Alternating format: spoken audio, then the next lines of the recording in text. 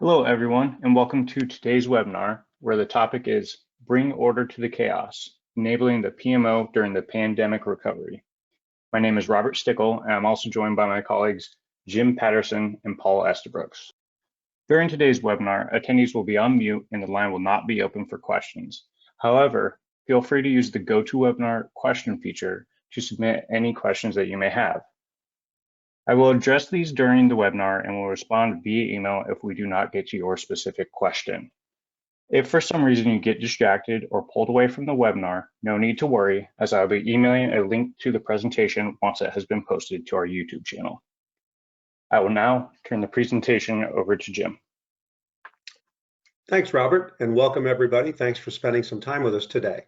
We're excited to bring you some information about this topic and some things that you can do about addressing bringing order to the chaos in these changing times. So what are the effects of the pandemic on the PMO? Well, here's just some of the ones that we see on a daily basis in talking to our clients and just looking at the market landscape. You know, obviously there's been a rapid move to remote work in larger numbers than people anticipated. Though people have been working more and more remote over the years, it really created a sudden just mass of folks that were forced into that remote work environment. On top of that, we're getting in projects on an emergency basis that we really weren't seeing before. Some of them have been high priority remote work enablement projects because maybe not all employees were enabled properly to work successfully remotely, and there was a rush to get that taken care of for people. Also, there's safe operations and procedures in this new landscape that have to take place.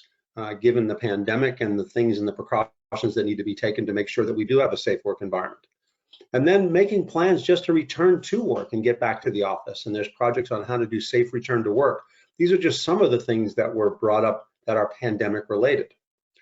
On top of that, in order for people to be effective while they've been remote, there's been, and I'd say with the access to cloud tools easily these days, there has been even further proliferation of work management tools in the work landscape setting. People in different business units have been grabbing new tools to meet immediate needs that they have, tools they may not have had before, and maybe kind of shadow IT, the fact that maybe IT may not even be aware of the tools that they're grabbing to do those things remotely. And they may even be getting new tools as the organization rolls out remote work enablement. There may be a remote work bundle that they get that get new tools in the mix, meaning that proliferation of tools probably now has even greater numbers of tools. And then organizations obviously have been trying that have been impacted business-wise by the pandemic are doing cost cutting and downsizing, and there's staff reductions, meaning we have to do more with less. And budget restrictions might put project on hold or focus to the core needs of what the current priorities are that weren't the priorities before the pandemic hit. These all breed some situations and circumstances and scenarios that have to be dealt with in the reality of day-to-day business. So in this new landscape, what are we looking at? Well, there's an increase in project demand to enable the post-pandemic recovery, meaning dealing with the recovery, dealing with what that means to day-to-day work, and then maybe even dealing with how to exit from this as we gradually recover and come out of this. To do this means we had projects we weren't planning on, and this proliferation of projects and activities across the organizations all still require budgets and resources. And if we have staff reductions, that compounds that situation. With the proliferation of tools and the adoption of the tools of convenience across the organization, those are things that have to deal with and are just more sources of information or increases the siloing of that information and the disconnected nature of that information. Ultimately, that also breeds line of sight or a lack of that and a consolidation of project status and budgeting and resourcing requirements become harder and harder to pull together. In this graphic here, we start to get buried by all of this as we look at the things that are facing us. So our recommendations for the road forward, there's a number of them, but as we start looking ahead, and we are going to emerge from all this, is how do we deal with this? Well, since we had changing priorities and things we thought were important weren't as important, new things came on that we weren't anticipating, we have to identify and prioritize and consolidate our projects into the things that are most relevant and most important to our business today. We also need to optimize and customize our project management framework to deal with present day realities. And more, I think the pandemic has highlighted a trend that has been happening in industry and in the marketplace today is what's called a shift left towards more business agility and more agile approaches. And if anything, this has highlighted the need to be more responsive to change, or have the ability to be more responsive to change and be agile enough to respond to the changes that come our way, so that we can take advantage of opportunities and respond to maybe some of the constraints that are put our way in an effective way. Also, given the nature of maybe a higher mix of different types of projects, the nature of remote work, need to take a look at our investments in project management tools and do what we can to protect and future-proof those things, to make sure that we have things that will meet the need into the future, and maybe not just hang on to some of the legacy things that we've had to work with in the past. So let's talk about this shifting left piece.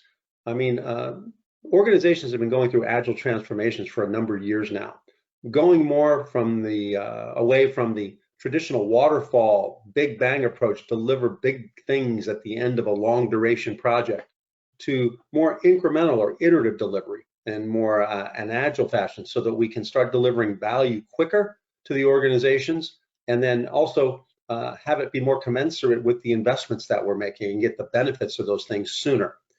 That move to agile has been a trend, and I think the pandemic has done nothing but further highlight or accelerate that trend in business today. Now, given that, are people moving purely agile? Well, not necessarily. You know, though agile is a growing framework and a gradual approach to actually getting things accomplished and doing work and delivering projects and initiatives, waterfall approaches are still widely used for different types of projects, maybe infrastructure, construction, etc. There's also different variations of agile that are out there being used, you know, whether it be traditional Scrum or more Kanban type of approaches, or even hybrid methodologies that use a combination of those, or even some personalized cherry-picked versions of methodologies that organizations seem to gravitate to because they seem to fit them best. So there's still a mix out there. It's not just either pure agile or pure waterfall. Now, and that's fine. The Project Management Institute actually published a publication that stated speart organizations realize that using agile techniques such as Scrum or DevOps are not the only or even the best indicator of an organization's speed or flexibility, aka business agility, and that most organizations are more likely to use several different project management approaches, and that's fine. Find the right tools and the right approaches for the job at hand or the type of work that needs to be done. Now, with this shadow IT approach to proliferation of tools and easy access to tools either via the cloud or through remote work bundles, this proliferation of tools can compound itself into a very complex scenario. And just from this diagram here, that actually came from one of our clients that was adapted. If you look down the left-hand side and you look at the functional capabilities that need to be provided, portfolio management, resource management, project management, et cetera, and the organizational units across the top that are doing those, look at the different tools that are in place to do essentially the same things in all these different places. This not only breeds disconnection of data, but also silos of data and difficulty in bringing these things together for a complete picture. And what else does it breed? Well, it breeds costly and inefficient uses of time. Manual data crunching and mashing up of data to get this information all put together. Then manual report creation based on those mashups, and then formatting them and then updating them. Rekeying of information and duplication of effort is not only time consuming, but that transcription is usually prone to errors. And chasing down team members for status and updates because it has to be entered into different tools or even duplicate tools is very cumbersome. And then packaging and distribution of the reports, and then trying to track the completeness and timeliness of submissions for people is all non-productive, really inefficient use of people's time. And that proliferation of tools exacerbates all of these. So the changes needed is that program and portfolio management leaders, in evolving their PMO or project management functions, they've got to take a look at ways of enhancing or improving the old ways of doing things. We must evaluate the most suitable PPM technologies that support more adaptive and responsive approaches to these things, and just avoid unnecessary tool proliferation, but make sure that the ones that we are getting value for and that we should be using are accommodated in a way that makes sense in bringing that data together for their organizations. So as people move into these agile transformations, we like to look at this, if you think about in terms of moving left again. On the right-hand side, we have more traditional project and portfolio management, more waterfall and governance-driven PPM type of approaches that are still here today. But even if people have a desire and aspiration to move all the way to the left to that more pure agile portfolio management, it's going to be a journey. And that journey can take a considerable amount of time, and it can take years to get there.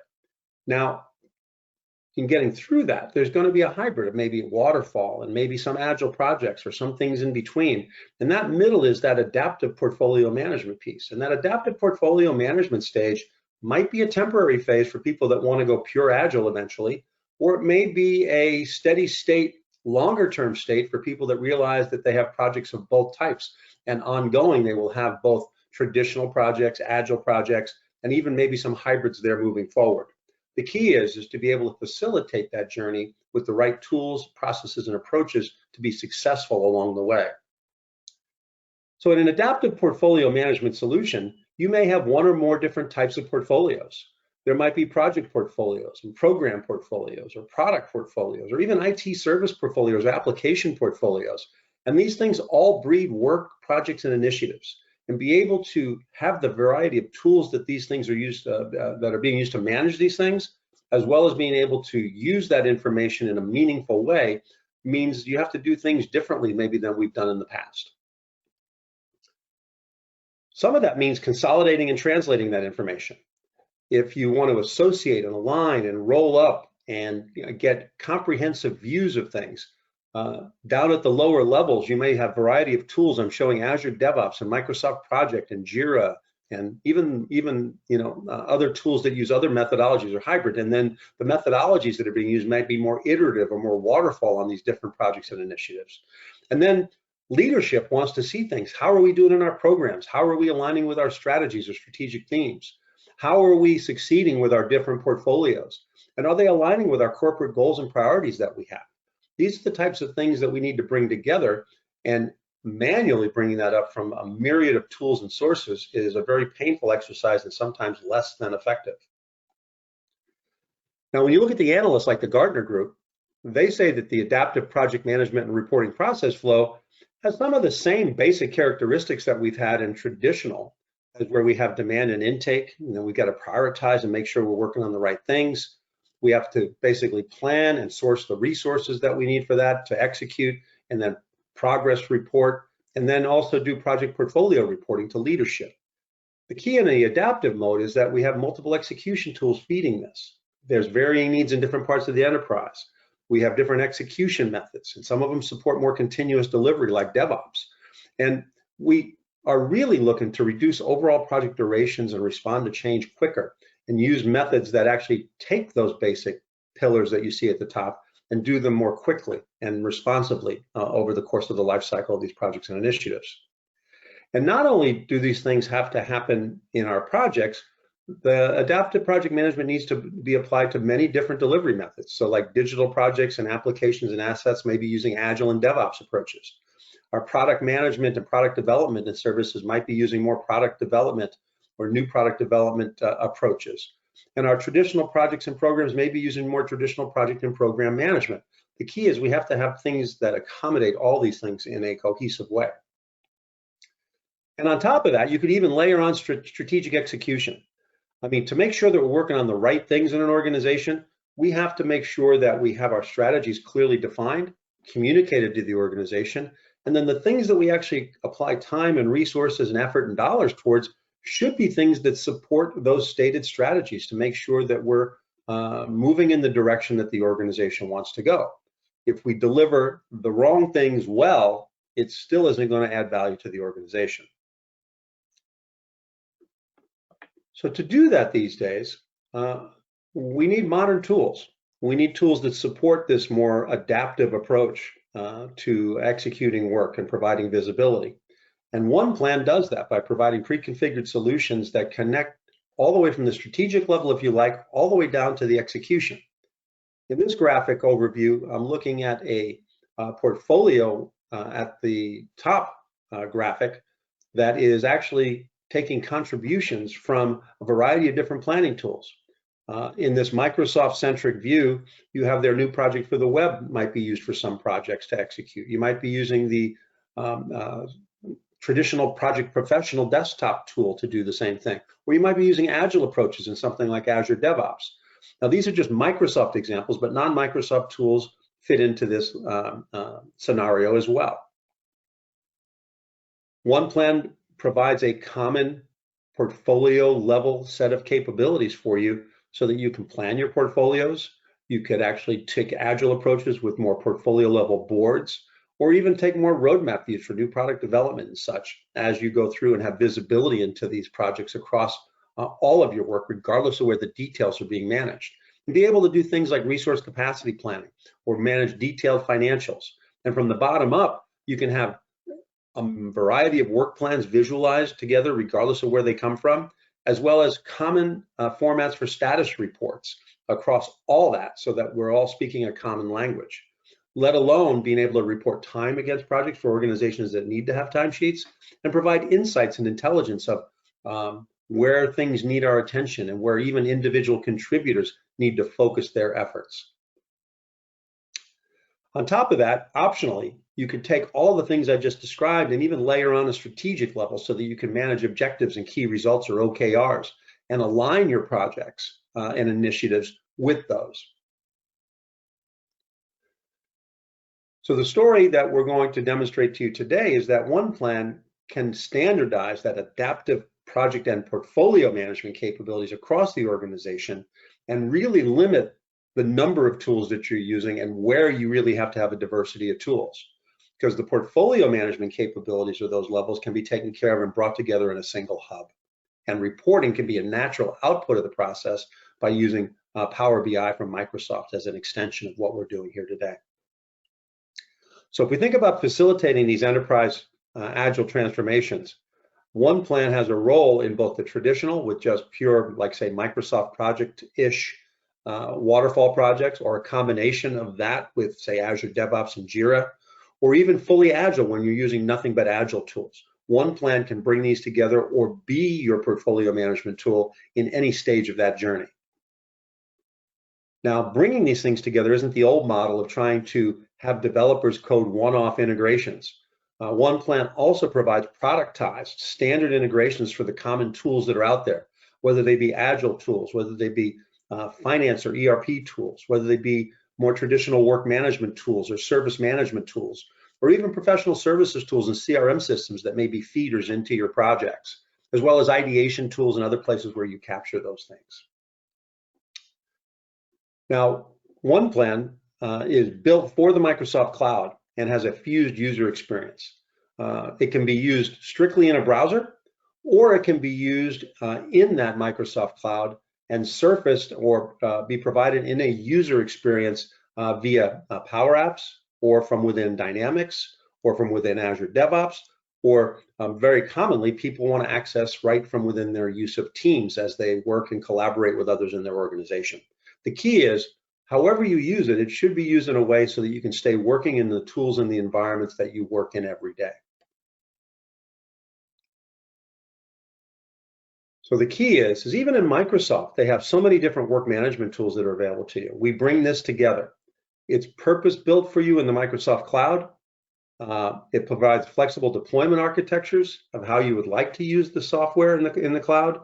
And it really integrates all work that impacts business outcomes and bring it into a single hub of one plan to make those things happen. So enough about the concepts here today. Now I'd like to turn it over to Paul Estabrooks, who will now give you a demonstration of these things in action. All right, so I'm going to walk through a demo of one plan, but I wanted to start with sort of a quick sort of snapshot of what we see with a lot of clients when we talk to them and they outline their current scenario. You'll see here on the screen I have a project set up, and this is in Planner, and you can see down the left side there are a bunch of other Planner projects.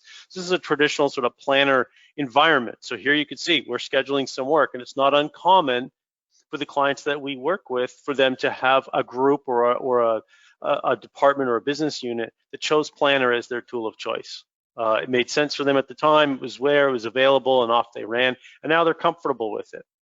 Another group may be turning to Project for the Web, which is what's on the screen right now. So now we have this new capability, and groups are starting to adopt this. So I have my ability here to kind of go a little further than what Planner could do, in that I can create a schedule. I can look at that schedule in a board type view. I'll just sort of quickly kind of jump through that and see sort of who's working on what. And then I can jump to a timeline view, which is a little beyond what Planner does, to kind of give this the conventional scheduling capabilities. So this is where Microsoft's going. There's been a lot of emphasis and investment in this area. So there's this tool option. Then there are organizations who use Project Professional, and will continue and will need to use the more robust, more rich tooling that this provides. So this capability, there's a project schedule. You're going to see me use this schedule a little bit later in the demo, where we've built it out using Project Pro. And if I go back to my web environment, the fourth scenario is, as Jim just talked about, as people shift left, this idea of managing work in an agile type format, where we get into things like user stories and features and epics, and you'll see some of those on the screen, where you may have groups within your organization. This is how they organize their work. This is what they're trying to do. And so as a PMO, you're trying to make sense of all of this. I have stuff in Planner. It's basic, it's simple, but for the groups that are using it, they love it. I have people starting to use Project for the Web. I have that audience or that business unit that has to use Project Pro because they need the rich capabilities. And I have other groups moving more towards Agile, and they want to use this type of tool, whether it's Jira or DevOps or what have you. So let's bring all those together. That's the whole message that we wanted to cover today, is bringing order to this chaos. So I'm going to jump over to my one plan environment. You'll notice I am in Teams. Just wanted to draw that attention that I'm going to demo this from inside Teams. So we're layering that into this equation as well, is that ability to collaborate on these things, regardless of where they exist, by having a Teams environment. So I'm just going to push the Teams stuff out of the way, just to give myself a little bit more room. And what I want to draw your attention to first is I'm in my portfolio here, and you can see those various projects. For customers using mobile was the Project Professional ones. Social network integration was in Planner. This counter Heartbleed web security was actually one of the epics, or one of the components in DevOps, and the app launch events down here in Project for the Web. So those four projects now reside here.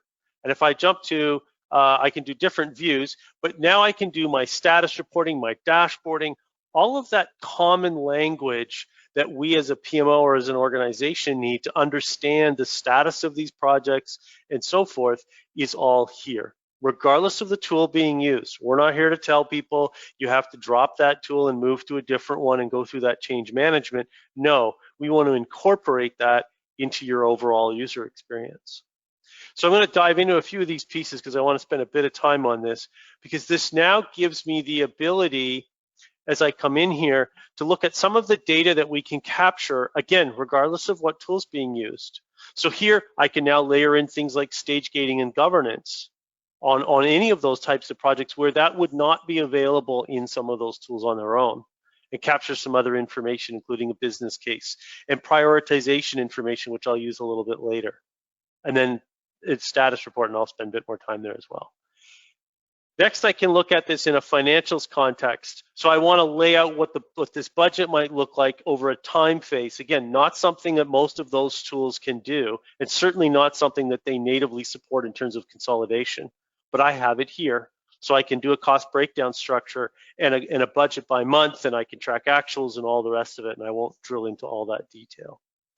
The third one, which is probably one of the most popular ones when we talk to clients, is that ability to understand where we are with resources across our organization. Each of the tools I showed you handles resource assignment and management very differently. Some will give you the task and assume that the task is the only thing you're working on. Others can do very sophisticated scheduling. Others don't have any concept of time range or dates. They just simply have work effort.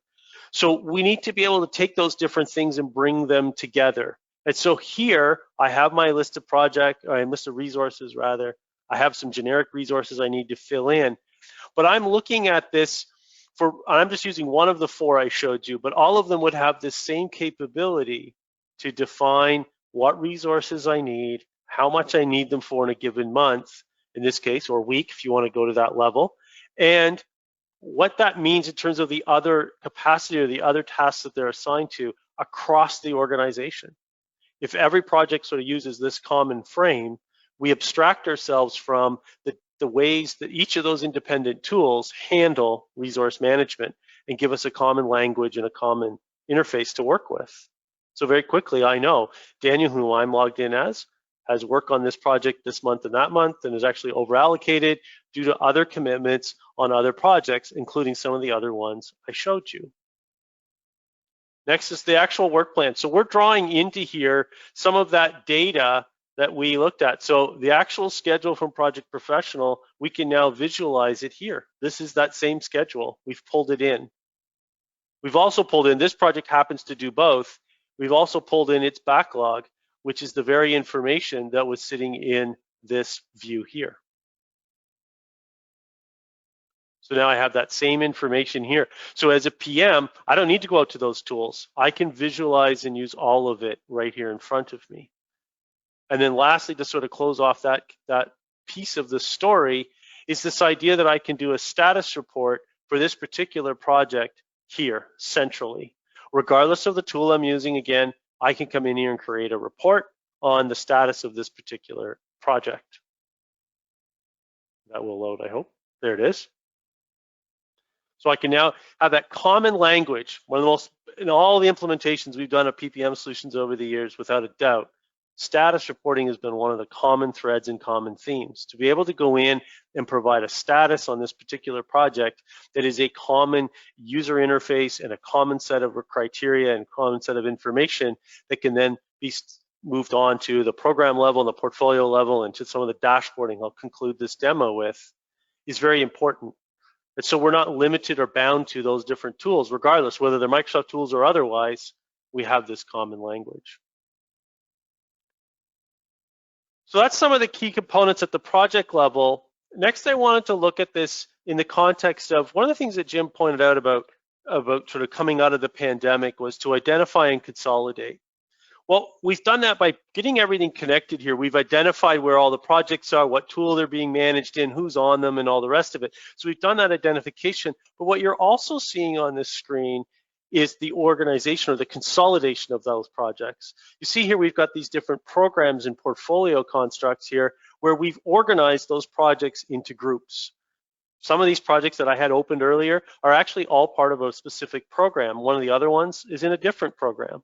But there they are inside of a portfolio and part of a program that we can now do status reporting at that program level. We can assess budget and budget usage at the program level. We have that overarching view of these projects that have taken off from all over the organization in these variety of tools that people grabbed and went with in a time of need. So we have that organization and that ability here to sort of get structure and stuff around that. What we can also do is prioritization. So now that we know what we're working on, are we working on the right things? Are we focused on what we should be? So now you can see where each of those projects would have potentially done that alignment to strategy and would have created a score. Now, again, there's all the tools that are being used. I can now start to prioritize. I won't go into this in a ton of detail, but I can literally start to move projects up and down the list if I want to and say, that's no longer important, I want to move it down. But, and here's the value of that common language around budget and around resources, is I can now start to look at all those projects, set a target for my budget, and start to determine how do I go about achieving that budget. Let's sort of correct those 2 months. You start to look at some of these projects down here that we have proposed. Again, I don't think the one that's on holdout. I start to work on improving my budget situation. We're getting there. And I can take out a few more. and it'll continue to recalculate. So almost there. I'll stop there for now. But this is the byproduct of that common language with respect to budget. I don't care what tool you're using. You'll notice I clicked right by those. I didn't pay attention to which one they were in. I didn't have to go back to the tool and change a budget value and bring it forward and do something with it. No, I have my information is here, it's centralized, and I can work on it. Likewise, I could look at this through that resourcing lens and start to make changes to the projects that I'm including to try and get rid of some of this red or shift projects out, shift timelines, and do that type of prioritization because I'm looking at this resource pool centrally and not set it up in those different product environments to try and make sense of it. We are managing our resources centrally against the capacity of the organization. That's a conventional prioritization.